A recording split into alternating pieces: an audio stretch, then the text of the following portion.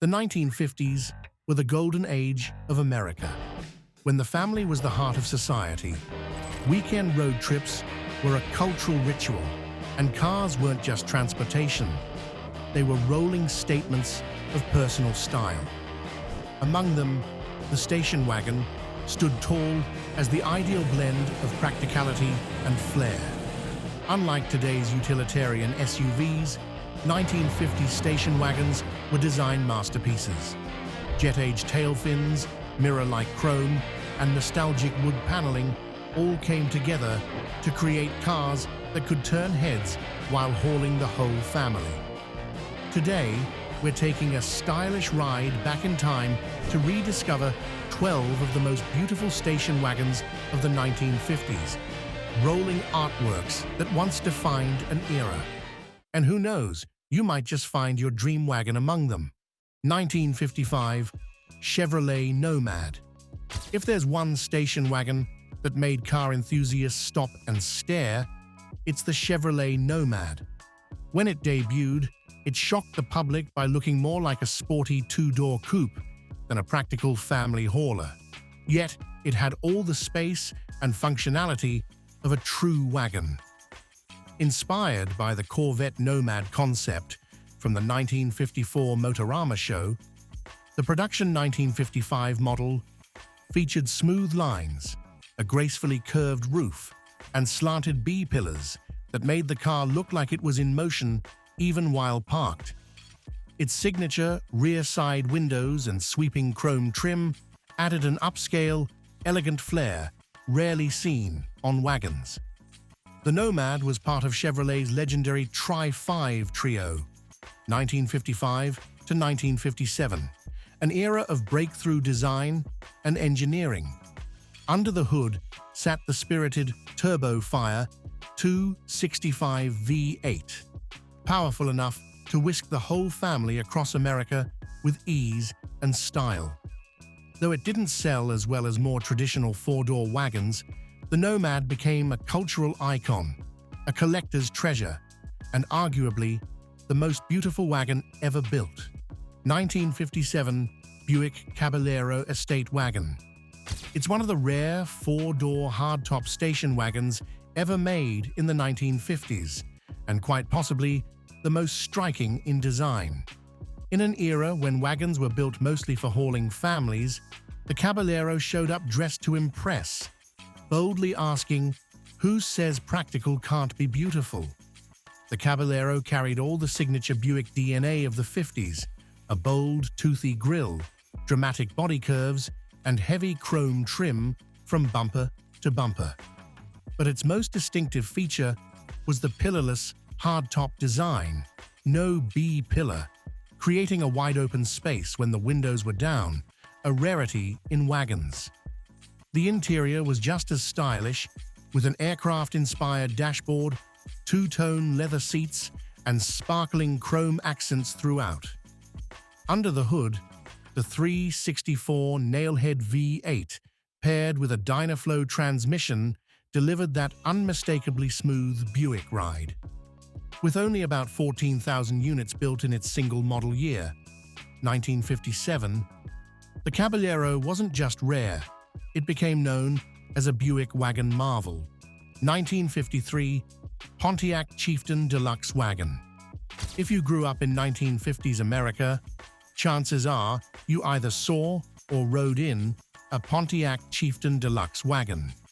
With its proud Pontiac Chief hood ornament and beautiful wood-grain side panels, this wagon wasn't just transportation.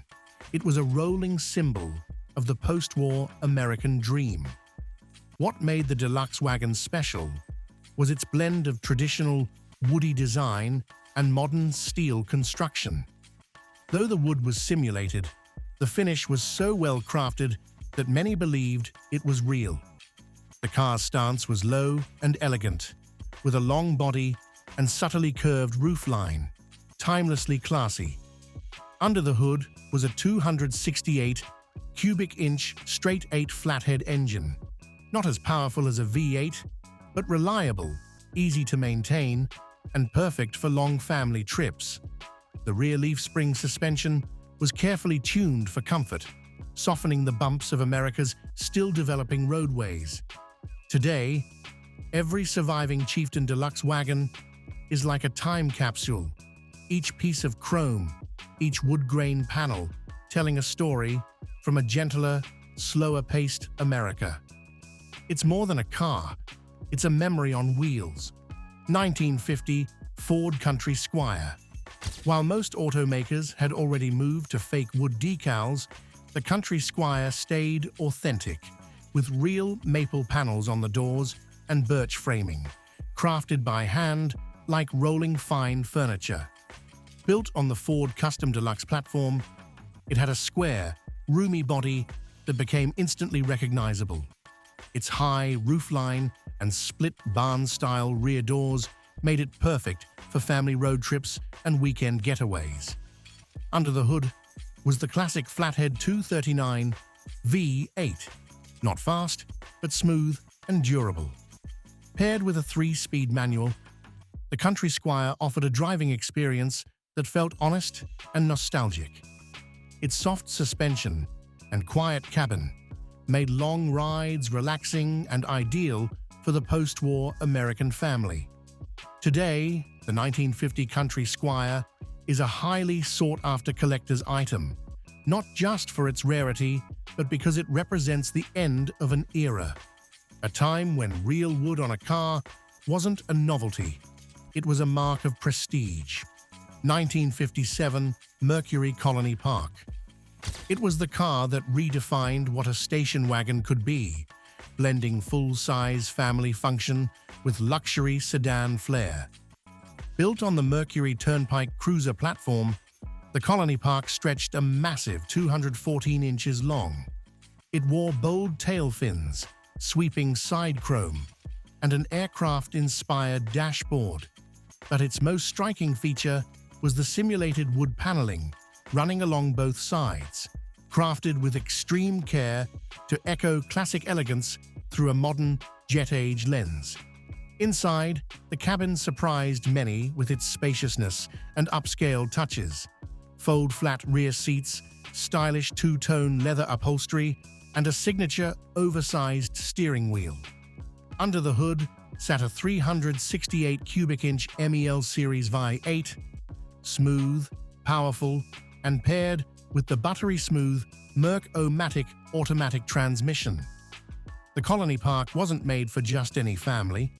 It was for those who wanted to haul 8 passengers and still turn heads in the grocery store parking lot. Today, with its unmistakable space-age styling and increasingly rare presence, the 1957 Colony Park remains one of the most sought-after station wagons of the 1950s. 1958 Oldsmobile Super 88 Fiesta wagon. If there's one station wagon that defines the jet-age styling of the late 1950s, the 1958 Oldsmobile Super 88 Fiesta wagon is a prime contender. This wasn't just a family car, it was a chrome-drenched, dual-headlight, tail-fin-swept statement on wheels. Built on the Super 88 platform, the 58 Fiesta had a long, wide, and low body, clearly showing the shift from classic curves to modern lines. Up front, a wide grille, stacked dual headlights, and bold chrome trim made a striking impression. Slanted rear glass, a panoramic roofline, and an extended tail gave it the look of a ground-bound spaceship. Inside, the futuristic theme continued, with chrome-accented dash panels, slim aviation-style steering wheel, and two-tone cloth or leather upholstery. The interior was roomy enough for the whole family, with rear seats that folded flat for extra cargo space. Under the hood was the 371 cubic inch Rocket V8, delivering up to 305 horsepower, a serious number for a wagon tipping the scales at over 4,500 pounds. Paired with the Jetaway Hydromatic transmission, it offered a ride as smooth as it was powerful, though not as rare as the 1954 version. The 1958 Fiesta remains a collector favorite for its bold looks, 50s flair, and status as one of the most flamboyant wagons ever built. 1956 Dodge Sierra Custom Wagon. This was the station wagon for busy American families who still wanted to turn heads while stopping for gas along Route 66. The Sierra Custom had classic Dodge character: tall stance, squared-off front end, and slightly bulging rear fenders like flexed muscles. Its most distinctive touches were the subtle tail fins, dual chrome body stripes, and vertically stacked tail lights, all part of Dodge's rising, forward-look design language. Inside, it offered smart functionality: 3 rows of seating, a flat cargo floor, and a clean, modern dash. 2-tone cloth seats and a large steering wheel gave the driver a firm, confident grip, very much in line with Dodge's hard-working reputation. Under the hood was the 315 cubic inch Red Ram V8, one of Dodge's early true HEMI engines. It delivered solid torque for hauling a full load, yet remained smooth enough for long road trips. Today, the 1956 Dodge Sierra Custom may not be the flashiest collector's item, but it's remembered fondly as a dependable workhorse. 1951 Chrysler Town and Country Wagon. If any station wagon ever resembled a limousine on a picnic, it was the Chrysler Town and Country Wagon. Not because it was flashy or extravagant, but because it combined timeless elegance with unmatched craftsmanship. The 1951 Town and Country was among the last wagons to feature real structural wood throughout its body, maple and birch panels built more like fine furniture than automotive sheet metal. The rear quarter was fully wrapped in genuine wood, accented by 2-tone paint and delicate chrome, giving the car a warm yet upscale appearance. Inside, the interior felt more like a rolling parlor: plush cloth seats, polished wood trim throughout, and a refined dashboard layout. Power came from a 250 cubic inch inline-6 engine, paired with Chrysler's semi-automatic fluid drive transmission. Not fast, but incredibly smooth and perfect for post-war America's relaxed pace. The Town and Country Wagon wasn't built to impress. It was built to be enjoyed. It catered to successful families who appreciated beauty and wanted something beyond the ordinary. Today, it's considered one of the most valuable and elegant vintage station wagons ever built. 1959 Edsil Villager Wagon. Mention Edsil, and most people think of one of Ford's most infamous flops. But amid all the controversy, the Edsil Villager wagon stands out as a strange gem, a family wagon with bold design, advanced features, and a personality you couldn't mistake for anything else. The Villager was Edsil's wagon offering, and the '59 model was a toned-down version of the more divisive '58. Still, it kept the signature horse-collar grille, a love-it-or-hate-it feature that guaranteed you'd spot it from across the parking lot. The body was long, with sharp lines, chrome accents, and optional simulated wood trim, giving it a refined, upscale look. Inside, it offered 3 rows of seating, generous cargo space, a futuristic 2-spoke steering wheel, and a dash filled with quirky details. Power came from a 292 or 332 cubic inch V8, paired with Edsil's unique teletouch push-button transmission, a futuristic idea that didn't quite work as planned, but was ahead of its time. Though Edsil was discontinued just a year later, the Villager remains remembered as a wagon that dared to be different, and today, it's a prized collectible for those who appreciate the unconventional. 1952 Nash Rambler Station Wagon. While most 1950s station wagons chased size and flash, the 1952 Nash Rambler Station Wagon went the other way, compact, clever, and surprisingly ahead of its time. The 1952 Rambler wagon featured a short, rounded body, tall roofline, and wraparound windows that made it feel open, bright, and approachable. At just around 180 inches long, it was incredibly maneuverable in city traffic, yet still spacious enough for a full family and their luggage. One of its most innovative features was the convertible interior that could transform into a double bed, making it a rolling travel solution long before camper vans became popular. Power came from a modest 173 cubic inch inline-six engine, reliable, fuel-efficient, and easy to maintain. The Nash Rambler wasn't flashy, but it was the first true example of a compact wagon, paving the way for generations of practical family haulers. And that simplicity, paired with innovation, made it beloved by many American families during its time. 1958 Packard Station Wagon. The Packard Station Wagon was a somber farewell from a brand that once stood proudly alongside Cadillac and Lincoln. As Packard entered its final years, resources dried up, technology fell behind, and sales collapsed. And yet, this wagon was born. A final, desperate effort to hold on to a fading sense of prestige. In truth, this wagon wasn't a true Packard. It was built on a Studebaker platform with a redesigned front end meant to echo the glory days of Packard's styling. Still, it managed to retain a sense of elegance with thick chrome accents, a long roofline, and gracefully curved rear fenders.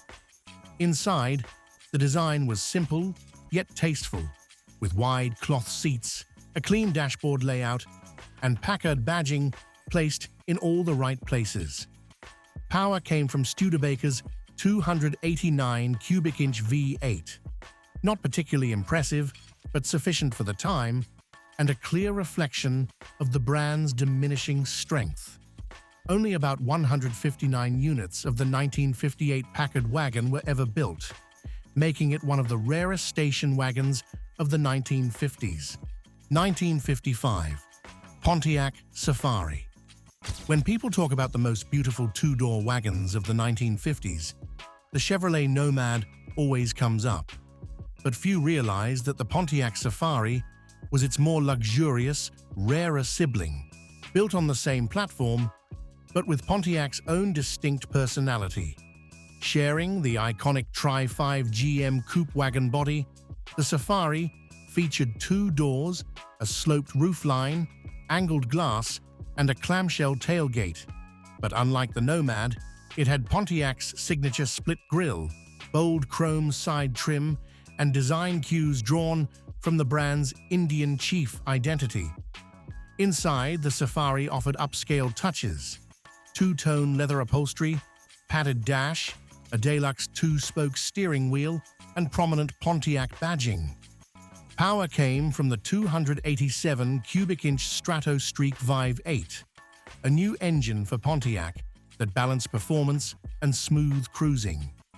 Only about 3,760 Safari wagons were built in 1955, far fewer than the Nomad, making it one of the rarest and most distinctive two-door wagons GM ever produced. 1950s station wagons weren't just cars, they were part of American culture. They carried weekend road trips, roadside family meals, and childhood memories for millions. From the real wood elegance of the Chrysler Town & Country, to the bold uniqueness of the Edsil Villager, to the sporty luxury of the Pontiac Safari. Each wagon had its own story, its own soul. And that's why they continue to live on in the hearts of car lovers. Have you ever seen or ridden in any of these wagons? Did your family own one that you still remember fondly? Share your story in the comments. We'd love to hear from you. If you enjoyed this video, please give it a like, subscribe, and turn on notifications so you won't miss our next nostalgic ride.